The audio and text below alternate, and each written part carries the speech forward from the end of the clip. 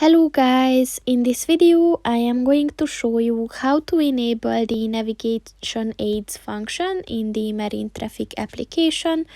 But first I just want to mention, don't forget to subscribe to my channel, because at 10,000 subscribers I am going to show you my whole YouTube revenue statistics and growth strategy, as well as how to make money online.